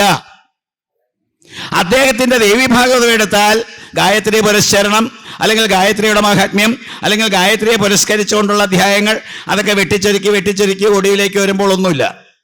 കാരണം എന്താണെന്നറിയാമോ? ഇതെല്ലാം തന്നെ നിങ്ങൾക്ക് വായിക്കാൻ അർഹതയില്ല, അത് ഞങ്ങൾക്ക് വായിക്കാനേ അർഹതയുള്ളൂ എന്നൊരു തോന്നൽ അദ്ദേഹത്തിന്.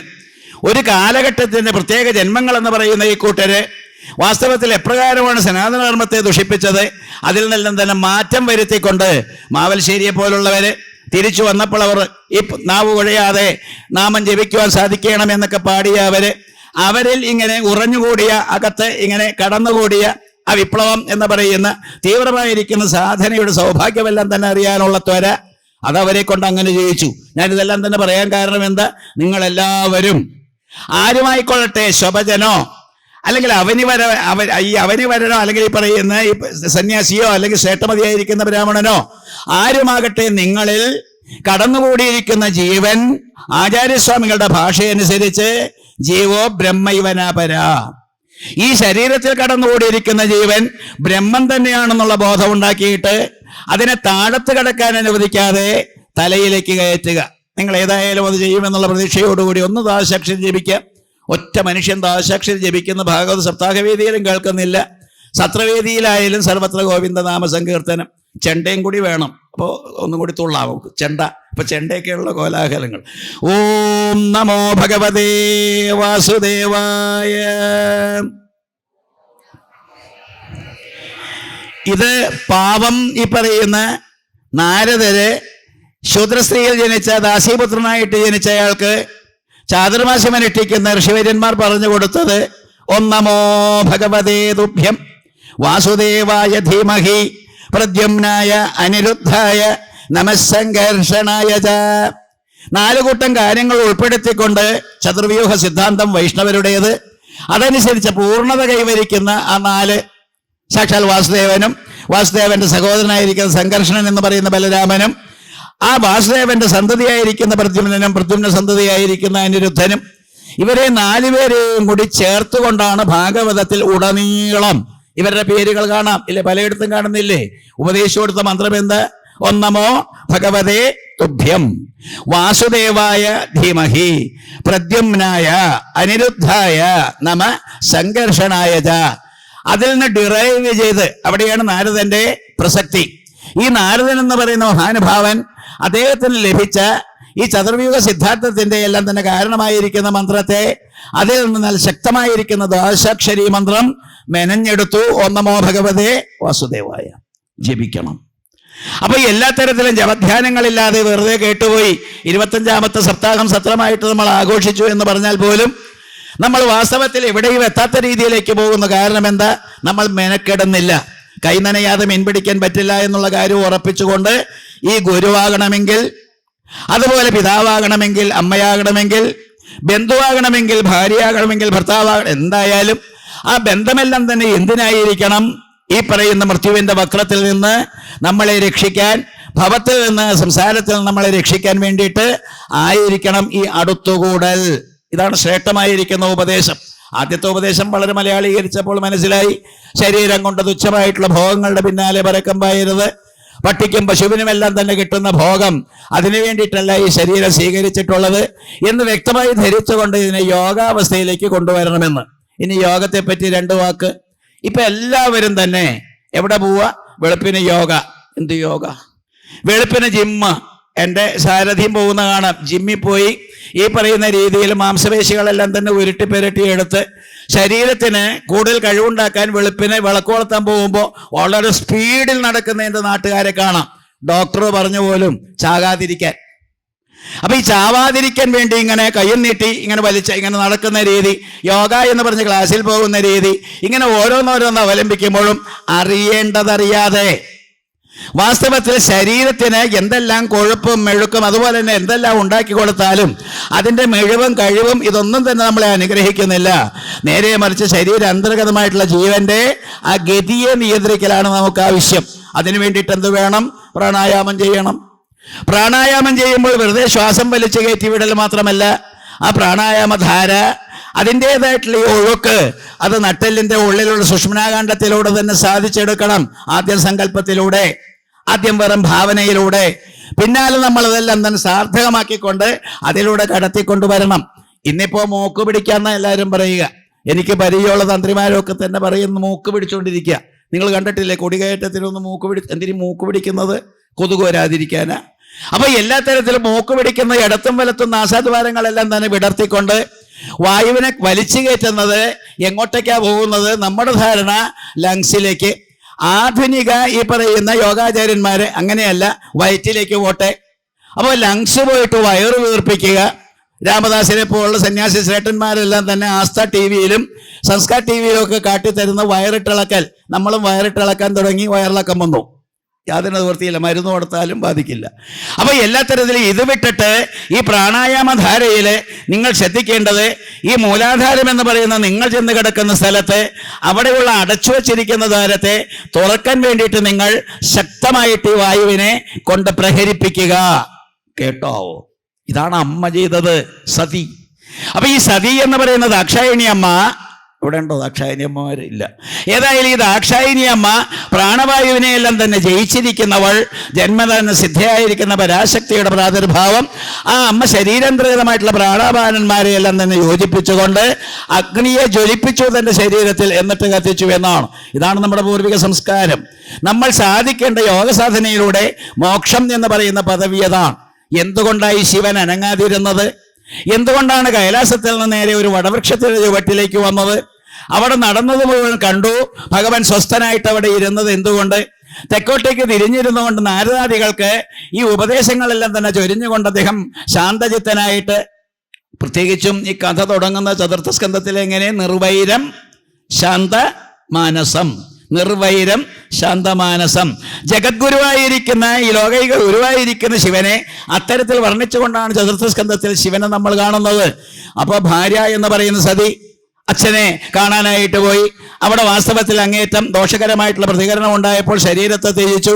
അതുകൊണ്ട് ക്രുദ്ധനായി ജട പിടിച്ചടിച്ചു, വീരഭദ്രനെ സൃഷ്ടിച്ചു, പറഞ്ഞയച്ചു, ദക്ഷന്റെ കഴുത്ത് വെട്ടി, അവിടെയുള്ള കോലാഹലങ്ങൾ മുഴുവൻ സൃഷ്ടിച്ചു എന്നുള്ള കഥയ്ക്ക് കൊള്ളാം. സത്യത്തിൽ ഒരിക്കലും വേർപിരിയാത്ത പാർവതി പരമേശ്വരന്മാരെന്ന് പറയുന്ന ഈ ശക്തിവിശേഷം അവർ ഇത്തരത്തിൽ സംഭവിക്കാതെ അനങ്ങാതിരിക്കുന്ന, യോഗാരൂഢനായിരിക്കുന്ന, യോഗേശ്വരനായിരിക്കുന്ന, ആദിയോഗിയായിരിക്കുന്ന, നിങ്ങൾ പോകാറില്ലേ കോയമ്പത്തൂര് ആദിയോഗിയെ കാണാൻ? കണ്ടില്ലേ? കോയമ്പത്തൂര് എന്ന് ഇങ്ങനെ ഒരു 60 അടിയോ 100 അടിയോ ആദിയോഗിയുടെ ഒരു വിഗ്രഹമായി അവിടെ ഇങ്ങനെ നോക്കി പെടലി തിരിഞ്ഞു പോയി എന്ന് മാത്രം. പിന്നെ ഇവിടെ വന്നിട്ട് കൊട്ടൻ ചുക്കാരിയൊക്കെ ഇട്ട് തിരുമണ്ടി വന്നു. അപ്പൊ ആദിയോഗിയെ നോക്കാനായിട്ട് നമ്മളിങ്ങനെ നെട്ടോട്ട് ഓടുമ്പോഴും ആദിയോഗിയെ കാണാതെ, ഈ ആദിയോഗി എന്ന് പറയുന്ന ശിവപെരുമാൾ ശാന്തനായിട്ട് സ്വസ്ഥചിത്തനായിട്ട് ഈ വടവൃക്ഷത്തിന്റെ ചുവട്ടിലിരിക്കുന്ന ചിത്രം ഇവന് ചെന്നപ്പോൾ കണ്ടത് അതല്ലേ തിരിച്ച് എന്ന്? അത്തരത്തിൽ ദേവന്മാരെല്ലാവരും ചെന്നപ്പോൾ സ്വസ്ഥരായിട്ടിരിക്കുന്ന അദ്ദേഹമല്ലേ, ശാന്തനായിട്ടിരിക്കുന്ന അദ്ദേഹമല്ലേ ഈ പറയുന്ന ദക്ഷപ്രജാപതിയുടെ അറ്റുപോയ കഴുത്തിന്റെ സ്ഥാനത്ത് ഒരു അജശിരസ് സ്ഥാപിച്ചുകൊണ്ട് ആ ദക്ഷയജ്ഞമെല്ലാം തന്നെ പൂർത്തീകരിക്കാൻ അനുഗ്രഹിച്ചത്? ഇതാണ് ശിവൻ. അപ്പൊ മറ്റ് ശിവന്മാരെ അല്ലെങ്കിൽ മറ്റ് പുരാണങ്ങളിൽ കാണുന്ന ശിവനെ അതേ രീതിയിൽ കാണാതെ ഭാഗവതത്തിന്റെ ശിവന് ഒരു പ്രത്യേകതയുണ്ട്, ഒരു പ്രത്യേക ഡിസ്റ്റിംഗ്വിഷിംഗ് പേഴ്സണാലിറ്റി. അപ്പൊ ഇത്തരത്തിൽ ശിവപെരുമാൾ യോഗത്തെയാണ് കാണിക്കുന്നത്. യോഗ നമഃശിവായ സാംബായ ഹരയേ പരമാത്മനെ പ്രണത ക്ലേശനാശായ യോഗീനാം പദയേ നമഃ. അപ്പൊ അത്തരത്തിലുള്ള അദ്ദേഹത്തിന്റെ ഇരിപ്പ് അതെല്ലാം തന്നെ നമ്മളെ പഠിപ്പിക്കുന്നത് ആ യോഗാവസ്ഥയെ പ്രാപിക്കുക. നിങ്ങൾ അദ്ദേഹം ജനിച്ചത് നിങ്ങൾ കണ്ടോ? തൃതീയ സ്കന്ധത്തിൽ വരാഹാവതാരത്തിന് തൊട്ട് മുമ്പ് ഈ സനകാദികളെല്ലാം തന്നെ ജനിച്ചതിന് ശേഷം നെറ്റിത്തടത്തിൽ നിന്ന് ഇങ്ങനെ പ്രാദുർഭവിക്കുന്ന രുദ്രൻ, അദ്ദേഹം അവിടെയൊന്നും നിൽക്കാതെ നേരെ തലയിലേക്ക് പോയതാണ്. ഈ രുദ്രന്റെ പ്രാദുർഭാവം നടക്കുന്ന ആജ്ഞാചക്രം അത് കഴിഞ്ഞിട്ട് നേരെ ശിരസിലേക്ക് ഏഴാമത്തേതായിട്ടുള്ള ബ്രഹ്മരന്ധ്രത്തിലേക്ക് പോയി. അതല്ലേ പൊട്ടിച്ചത് ദന്തുകാരി. എല്ലാം നിങ്ങൾ കണക്ട് ചെയ്യണം. ഓരോരോ കഥകൾ കേൾക്കുമ്പോഴും പ്രഭാഷണങ്ങൾ കേൾക്കുമ്പോഴും ഭാഗവത്തിലൂടെ അനവരതം ഒഴുകാനുള്ള ഒരു സന്മനസ് നിങ്ങൾ ഉണ്ടാക്കിയെടുക്കണം. നിങ്ങൾക്ക് 7 ദിവസമല്ല 70 വർഷമാണ് ആയുസുള്ളതേ. വേണ്ടല്ലേ? 70 കൊല്ലം കൂടി വേണോ? ചിലർ പറയും വേണ്ടെന്ന്, കിടക്കട്ടെ ഒരു 200 കൊല്ലക്കാലം. അപ്പൊ എല്ലാ തരത്തിലും ഇങ്ങനെ 7 ദിവസക്കാലം കൊണ്ട് ഇതെല്ലാം നേടിയ ഒരു മഹാനുഭാവനെ സാക്ഷിയായി നിർത്തിക്കൊണ്ട് ഭാഗവത കഥകൾ ഇങ്ങനെ ഇവിടെ ഉരുത്തിരിയുമ്പോൾ അതിലൂടെ നമ്മളും പതുക്കെ പതുക്കെ അതേപോലെ തന്നെ ഒരേപോലെ തന്നെ നമ്മളും അതിലൂടെ കടന്നു കയറണ്ടേ? എന്തുകൊണ്ട് കയറുന്നില്ല? ഭാഗവതം വെറുതെ ചർവണം പോലെ പോകുന്നു, യാന്ത്രികമായിട്ട് എന്തൊക്കെയോ പറഞ്ഞുകൊണ്ട് പോകുന്നു, നിങ്ങളിലേക്ക് കടക്കുന്നില്ല. കാരണം എന്താ? ധ്രുവനെ മാതൃകയാക്കി എടുത്തുകൊണ്ട് നാരദൻ എന്ന് പറയുന്ന ഗുരുശ്രേഷ്ഠനെ സ്വീകരിച്ചുകൊണ്ട് ഭാഷാക്ഷരി എന്ന് പറയുന്ന മന്ത്രത്തിന്റെ പ്രാധാന്യം നമ്മൾ മനസ്സിലാക്കാതെ സാധനയിലേക്ക് കടക്കാതെ നിങ്ങൾക്ക് മുക്തിയില്ല, ഒന്നുമില്ല, ഒന്നും കിട്ടാൻ പോകുന്നില്ല. മേൽപ്പത്തൂർ പറഞ്ഞ പോലെ നിത്യം ചിത്തസ്ഥിതമ്മേ, നിത്യം ചിത്തസ്ഥിതമ്മേ. ഇന്നും ഇല്ലേ നാരായണീയം? ഇവിടെ 29 കുറെ നടന്നു. നിത്യം ചിത്തസ്ഥിതമ്മേ കഴിഞ്ഞു. അഹം ബ്രഹ്മപരന്ധാമ എന്നെന്താ പറയാത്തെ? അഹം ബ്രഹ്മപരന്ധാമ. നിത്യം ചിത്തസ്ഥിതമ്മേ പറഞ്ഞുകൊണ്ട് എന്ത് നിർത്തി? വാതരോഗം മാറണം. ഈ ശരീരത്തിനോട് എന്തെന്നില്ലാത്ത പ്രാമുഖ്യം കൽപ്പിച്ചുകൊണ്ട് അത്തരത്തിൽ ഒരാസക്തി ഉള്ളത് കൊണ്ട് അവിടെ വന്ന് നിൽക്കും. നിത്യം ചിത്തസ്ഥിതമ്മേ ഹൃദയ കുഹരമധ്യേ കേവലം ബ്രഹ്മ മാത്രം. ഇതെല്ലാം തന്നെ തത്വങ്ങളും സത്യവുമാണ്. പക്ഷേ ശരീരാന്തർഗതമായിട്ടുള്ള ഹൃദയത്തിൽ വസിക്കുന്ന ഈശ്വരനെ അങ്കുഷ്ടമാത്ര തുല്യനായി കണ്ടുകൊണ്ട് പുറത്തേക്കെടുക്കാനും കളിക്കാനും അവതാരങ്ങളെല്ലാം തന്നെ നടത്തി നടമാടാനും ലീലകൾ ആചരിക്കാനും ബ്രഹ്മദേവനെ പോലെ ഏതൊരു ബ്രഹ്മദേവനാണോ അകത്ത് നിന്ന് ഈ ഹംസാവതാര സമയത്ത് നാരായണ ഹംസരൂപത്തിൽ അവതരിപ്പിക്കുന്നത്, ഏതൊരു വരാഹമൂർത്തിയെ ഇങ്ങനെ ജനിപ്പിച്ചത്, ഏതൊരു വേദങ്ങളെയാണോ ഇത്തരത്തിൽ ഉൽപ്പാദിപ്പിച്ചത്, ഏതൊരു രീതിയിലാണോ ഈ പറയുന്ന ചതുശ്ലോകി ഭാഗവതം ഉരുത്തിരിഞ്ഞത്, അകത്ത് നിന്ന് പുറത്തേക്ക് എടുക്കാനുള്ള കഴിവ് ഉണ്ടാക്കി എടുത്തു കഴിഞ്ഞാൽ പതുക്കെ പതുക്കെ ഇങ്ങനെ കേറാതെ രക്ഷയില്ല. ആരോഹണം എന്ന് പറയുന്നതാണ് ശുഭേച്ഛാ വിചാരണ. തനുമാനസ സത്വാപത്തി എന്ന് പറയുന്ന ജ്ഞാന സോപാനങ്ങളിലൂടെ കടന്നു കയറുമ്പോൾ നിങ്ങൾക്ക് കിട്ടേണ്ടത് അത് തീർച്ചയായിട്ടും കിട്ടണം. അപ്പൊ എന്തു വേണം? നമ്മൾ ഈ പറയുന്ന മോക്ഷത്തിന്റെ ദ്വാരം ഇന്നത് എന്ന് വ്യക്തമായി ധരിച്ചുകൊണ്ട് ദുന്ദുകാരിയുടെ കഥ വെറും കഥയല്ല എന്ന് മനസ്സിലാക്കിക്കൊണ്ട് അവിടെ ഗോകർണൻ എന്ന് പറയുന്ന വിവേകശാലി അത്തരത്തിലൊരു കഥ, വാസ്തവത്തിൽ അദ്ദേഹത്തെ ചുറ്റിപ്പറ്റിയ ഒരു കഥ പറഞ്ഞത് ഈ പറയുന്ന ഷഡ്ചക്രങ്ങളെ ഭേദിക്കാനാണ്. ലളിതാ സഹസ്രനാമം ജപിക്കാറില്ലേ, അർച്ചിക്കാറില്ലേ? ഷഡ്ചക്രോപരി സംസ്ഥിത. വെറുതെ ഇങ്ങനെ പൂവാരിയിടും ഷഡ്ചക്രോപരി സംസ്ഥിത. എന്തെന്ന് ഷഡ്ചക്രോപരി സംസ്ഥിത? എവിടെയാണ് ഈ ഷഡ്ചക്രോപരി സംസ്ഥിത? കല്ലും കട്ടയുമായിട്ട് വാർത്തു വെച്ചിരിക്കുന്നതാണ് ഷഡ്ചക്രം. അതോ ശരീരത്തിൽ തന്നെ ഷഡ്ചക്രങ്ങളുള്ള ഒരു സങ്കേതമായിട്ട് കണ്ട് താഴത്തു നിന്ന് അതിനെ ഇങ്ങനെ പൊക്കി കയറ്റാനായിട്ട് എന്തുകൊണ്ട് നിങ്ങൾ ശ്രമിക്കുന്നില്ല? ശ്രമിച്ചേ മതിയാകൂ. അതാണ് മോക്ഷത്തിന്റെ ദ്വാരം. ഒന്നുകൂടി വായിക്കട്ടെ. ഭവത്തിൽ നിന്നും കരയേറുവാൻ തുണച്ചിടാത്തൊരാൾ ശബരിമല അയ്യപ്പനെ പോലെ ജന്മത്തിൽ പിടിച്ചുകൊണ്ട് തത്വമസി എന്ന് പറയുന്ന മഹാവാക്യത്തെ പുറത്തേക്ക് ഇട്ട് തന്നുകൊണ്ട് കടന്നു വരുന്നവരെയെല്ലാം തന്നെ അത് നീയാകുന്നു എന്ന് പറഞ്ഞുകൊണ്ട് ആ ഉപദേശവാക്യം കൊടുക്കുന്നവനാണ് ഗുരു. ഞാനും ഒന്നമോ ഭഗവതേ വാസുദേവായ എന്ന് ജപിക്കാൻ പറഞ്ഞു, ഗുരുവാകുന്നില്ല. എന്താ കാരണം? മോക്ഷത്തിന്റെ മാർഗം പൂർണ്ണമായിട്ടും പറഞ്ഞു തരാത്തിടത്തോളം കാലം, ആ അടച്ചു വച്ചിരിക്കുന്ന ദ്വാരത്തെ എല്ലാം തന്നെ തുറക്കാൻ ഞാൻ സഹായിക്കാത്തിടത്തോളം കാലം ഭർത്താവ് ഭർത്താവല്ല, ഭാര്യ ഭാര്യയുമല്ല, അച്ഛനും അമ്മയും അച്ഛനമ്മമാരല്ല, ഈശ്വരൻ പോലും ഈശ്വരനല്ല എന്ന് പറയുന്ന ഈ ശ്ലോകത്തില് നമ്മൾ വാസ്തവത്തിൽ ഭാഗവതത്തിന്റെ ലക്ഷ്യമായിരിക്കുന്ന മോക്ഷം അത് സാധിക്കാനായിട്ട് അടച്ചതിനെ തുറക്കുക. പുരഞ്ജനോപാഖ്യാനമൊക്കെ വായിക്കാൻ നിങ്ങൾ വാസ്തവത്തിൽ വായിക്കുമ്പോൾ എന്താ മനസ്സിലാക്കുന്നത്? മാനസരസിലെ 2 ഹംസങ്ങൾ, 2 ഹംസം രണ്ടായത് തന്നെ തെറ്റ്, രണ്ടായതാണ് പ്രശ്നങ്ങൾക്ക് കാരണം. നിങ്ങളും വാസ്തവത്തിൽ തെറ്റിലേക്ക് പോകാൻ കാരണം എന്താ? വേദിയിൽ നിന്ന് പ്രസംഗിക്കുന്ന വക്താവായിരിക്കുന്ന ഞാനും നിങ്ങളും തമ്മിൽ ഈ അകൽച്ചയുള്ളത് കൊണ്ടാണ്. നേരെ മറിച്ച് 2 1 എന്നുള്ള രീതിയിലേക്ക് വന്നാൽ അവിടെ വിഭാഗീയതയില്ല. അവിടെ ഹംസം എന്ന് പറയുന്നൊരു പ്രയോഗമല്ലാതെ, ആത്മാവെന്ന് പറയുന്നൊരു കാര്യമല്ലാതെ, അവിടെ ജീവഹംസം പരമഹംസം എന്ന് പറയുന്ന രീതിയില്ല. അവിടെ ഒരു മഹാകാശവും ഘടാകാശവും എന്ന് പറയുന്ന ആകാശത്തെ 2ആയിട്ട് തരംതിരിക്കുന്ന രീതിയില്ല. ഇത് വാസ്തവത്തിൽ മോക്ഷത്തിന് പ്രധാന കാരണം. ശരീരത്തെ തച്ചുടയ്ക്കാൻ ശ്രമിക്കണം എന്ന് പറഞ്ഞുകൊണ്ട് ഭാഗവതം അത് കാണിച്ചു തരുന്ന കൃഷ്ണന്റെ ആ ലീലകളെല്ലാം തന്നെ അതിലൂടെ ശരീരത്തെ ഇങ്ങനെ അടിച്ച് ഉടച്ച് വരുമ്പോഴാണ് ഈ മമ അല്ലെങ്കിൽ മമത എന്ന് പറയുന്ന കാര്യങ്ങളെല്ലാം തന്നെ ഇല്ലാതെ ആകുമ്പോൾ നമുക്ക് ഞാൻ ആരെ എന്ന് മനസ്സിലാകുമ്പോൾ എനിക്ക് തമ്മിൽ തിരിക്കുന്നൊരു വേർതിരിക്കുന്ന ഒരു അതിർവരമ്പില്ല എന്ന് മനസ്സിലാകുമ്പോൾ നമ്മൾ മുക്തന്മാരാകും. പിടി കിട്ടുന്നുണ്ടോ ഈ ഒറ്റ ശ്ലോകം? തുടക്കത്തിൽ പറഞ്ഞത് യോഗത്തിന്റെ പിന്നാലെ പോവുക, ഭോഗത്തിന്റെ പിന്നാലെ പോവുക. ആ യോഗാചാര്യന്റെ ക്ലാസ്സിൽ ഫീസ് കുറവാണ്, അങ്ങോട്ട് പോകാം. ഇവിടെ ഫീസ് കൂടുതലാണ്, അങ്ങോട്ട് പോകണ്ട എന്ന് പറയുന്ന ക്ലാസ്സുകളല്ല നമുക്ക് ആവശ്യം. നിങ്ങൾ കുത്തിയിരുന്നു കൊണ്ട് ജിതാസനാകുക, ജിതശ്വാസനാകുക, ജിതേന്ദ്രിയനാകുക, ജിതസംഗനാകുക. ഇത്തരത്തിൽ ഏതൊരു പരീക്ഷത്തിനോടാണോ സുഖബ്രഹ്മം ഉപദേശം കൊടുത്തത് അതേ രീതിയിലുള്ളൊരു യോഗാവസ്ഥയെ നിങ്ങൾ സ്വസ്ഥമായിട്ട് സ്ഥാപിച്ചിരിക്കണം, സാധിച്ചിരിക്കണം. അതിന് കസേരകളെല്ലാം തന്നെ ഉപേക്ഷിക്കണം. ഇങ്ങനെ ഇരിക്കണം. അപ്പൊ കസേരയെല്ലാം തന്നെ ഉപേക്ഷിച്ചുകൊണ്ട് ചമ്രം പടിഞ്ഞോ അല്ലെങ്കിൽ ഓരോരോ ആസനങ്ങൾ സ്വീകരിച്ചോ ഇരിക്കാനുള്ളൊരു കഴിവുണ്ടാക്കി എടുക്കണം. ഇന്നത്തെ കുട്ടികളെ കാണാനില്ല. ഇനി കുട്ടികളോട് പറഞ്ഞാൽ അങ്ങനെ ഇരിക്കാൻ തയ്യാറല്ലാതാനും. അപ്പൊ എല്ലാ തരത്തിലും ഇരിപ്പ് എന്ന് പറയുന്ന ആസനം സ്വസ്ഥമാക്കിക്കൊണ്ട് പ്രാണവായുവിനെയെല്ലാം തന്നെ ജയിച്ചുകൊണ്ട് ജിതശ്വാസരായിക്കൊണ്ട് അങ്ങനെ എല്ലാ തരത്തിലും നമ്മൾ എല്ലാത്തിനെയും വെമ്മ ചിത്തം എന്ന് പറയുന്ന വലിയ വൈരി, കുമാരനാശാൻ പറയുന്ന പോലെ ചിത്തമാം വലിയ വൈരി കീഴമർന്ന് അത്തൽ തീർന്ന യമി തന്നെ ഭാഗ്യവാൻ. നമ്മൾ എല്ലാവരും തന്നെ ചിത്തമാകുന്ന ആ വലിയ വൈരിയെ, മനസ്സ് ചിത്തം ബുദ്ധി എന്നെല്ലാം പറയുന്ന ആ വൈരിയെ, ആ വൈരി ശത്രു, അതിനെ കീഴടക്കിക്കൊണ്ട് മുന്നോട്ട് പോകാൻ സാധിക്കണം. അവിടെയാണ് അവസ്ഥയിൽ ഋഷഭന്റെ ഉപദേശം. യോഗ പാരമ്പര്യത്തിൽ യോഗിയായിട്ട് മാറി യോഗം സാധിക്കട്ടെ എന്ന് പ്രാർത്ഥിക്കുകയാണ്. യോഗം NSS കരയോഗവും SNDP യോഗവുമൊന്നുമല്ല, അല്ലെങ്കിൽ നിങ്ങൾ കൂടുന്ന യോഗവുമല്ല. എല്ലാ തരത്തിലും യോഗം എന്ന് പറയുന്ന ഈശ്വരനുമായിട്ട് താതാത്മ്യം പ്രാപിക്കുന്ന ഒന്ന് മാത്രമാണ് എന്ന് ഉറപ്പിക്കുക. പണ്ട് നുകം വെച്ച കാളയുണ്ടായിരുന്നു. നുകം യോക്ക്, യോഗത്തിന്റെ പ്രതീകമാണ്. അതുപോലെയുള്ള ഒരു യോക്ക് ഈശ്വരനും താനുമായിട്ട് ബന്ധിപ്പിക്കുന്ന ആ യോഗ ഭാവത്തിലേക്ക് കടക്കണമെന്നുള്ളൊരു നിർബന്ധ ബുദ്ധി നിങ്ങൾക്കുണ്ടാകട്ടെ.